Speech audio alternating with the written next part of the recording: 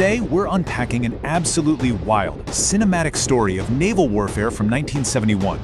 We're zeroing in on a critical, nail-biting juncture in the Indo-Pak War. And what's fascinating is that this didn't just play out with torpedoes and artillery, but in the shadowy world of naval intelligence, strategy, and pure psychological warfare. If you really want to understand how total dominance in the Bay of Bengal was secured, you have to understand the intense mind games that were played before a single shot was ever fired. So picture this. How do you hide an entire aircraft carrier from a deadly underwater assassin? I mean, it sounds like something straight out of a Cold War thriller, doesn't it? But this was a very real, very desperate military reality. How do you mask a floating city of steel from a threat you can't even see? Keep that question in mind as we go, because the answer is going to completely change how you view modern naval strategy. Okay, let's dive into this. Meet the PNS Ghazi. This was a massive American Tench-class submarine, formerly known as the USS Diablo, that was leased to the Pakistani Navy. Commanded by Zafar Muhammad Khan, the Ghazi was a formidable stealth threat.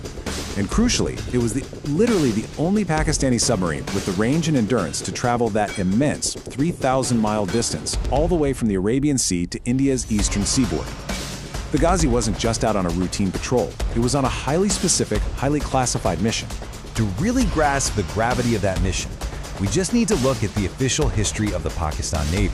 It states that the plan had all the ingredients of daring and surprise. Their ultimate target? The absolute pride of the Indian Eastern Fleet, the INS Vikrant. If they could sink, or frankly even just cripple the carrier, the shock effect would be absolutely devastating.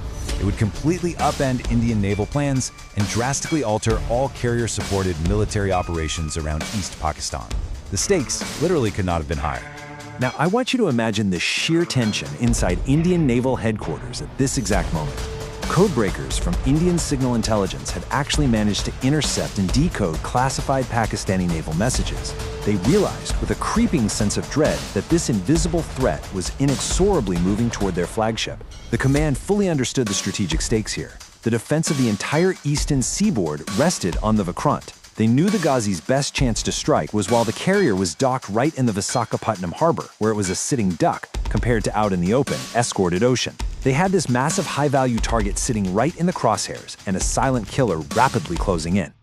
Let's track this stealthy, creeping approach. We're talking about a tense journey over thousands of miles. It sails from Karachi on November 14th. Just 2 days later on the 16th, it's 400 nautical miles off Bombay. By November 23rd, it's lurking off the coast of Madras. And finally, on December 3rd, it arrives and lies in wait right outside the Visakhapatnam harbor. But here is the brilliant twist. The Ghazi is entirely unaware that the Indian Navy has been tracking its grand strategic moves the whole time, and is actively preparing to turn the hunter into the hunted.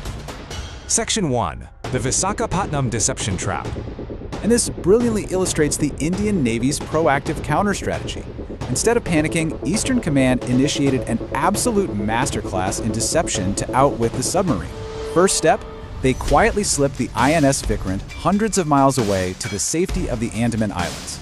Second, to construct the perfect decoy right in Visakhapatnam, the naval base ordered massive quantities of meat and fresh vegetables from local contractors. They knew for a fact that Pakistani spies would report this sudden, suspicious surge in supplies.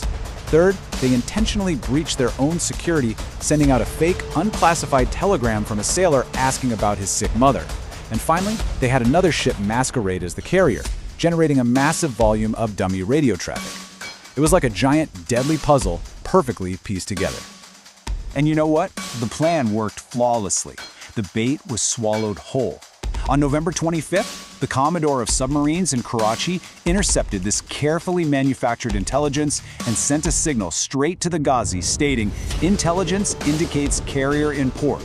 The submarine was officially diverted to Zone Victor, which was the Pakistani code word for Visakhapatnam. The Indian Navy had successfully lured this deadly submarine right into their own front yard.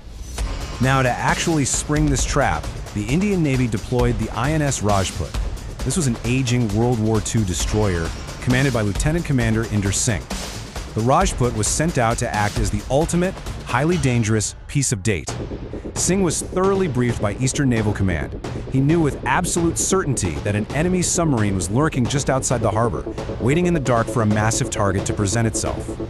Picture the scene. It's midnight, transitioning from December 3rd into the 4th. Total blackout conditions are rigidly enforced across Visakhapatnam. Every single navigational aid in the harbor is completely switched off. In pitch darkness, Lieutenant Commander Singh navigates the INS Rajput out of the narrow harbor channel. And then, a sudden catastrophic explosion rips through the water. The PNS Ghazi is completely, utterly destroyed, tragically claiming the lives of all 92 men aboard. Section 2. The Fog of War, investigating the wreckage. So we know the deception worked, and the Ghazi went down 100 meters to the seabed. But the exact trigger of that massive explosion? That remains one of the great naval mysteries of the 20th century. Looking at the historical debate impartially, there were really two prevailing theories. Theory 1, which was the Indian Navy's initial claim, states that the INS Rajput sonar picked up the submarine, or at least noticed its bubbles, and dropped 2 depth charges, destroying it. Theory 2 suggests that, in the pitch black, the Ghazi saw the Rajput bearing down on a collision course, initiated a desperate crash dive, hit the seabed hard, and accidentally detonated the mines it was attempting to lay, or perhaps suffered a catastrophic internal explosion. Now, what's really interesting about this is looking at the declassified logs and the official history written by Vice Admiral Hiranandani. It offers a fascinating, incredibly objective look at the wreckage. According to his deep dive, the debris or flotsam picked up makes it incredibly difficult to be 100% certain. He points out that whether the explosion was caused by the submarine's nose hitting the seabed during a panic dive, or by the implosive damage from the Rajput's depth charges, well, it's a detail that's unlikely to ever be definitively resolved. But honestly, here's what you should really take away from this. There's a famous saying, battles are won or lost in the minds of men before they are won or lost on the ground. And that hits the nail on the head here.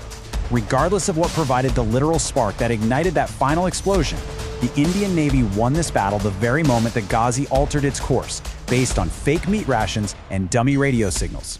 The true victory wasn't just in firepower. It was in the realm of psychological warfare and masterful deception. The ultimate strategic fallout of this was nothing short of a masterclass in naval defense.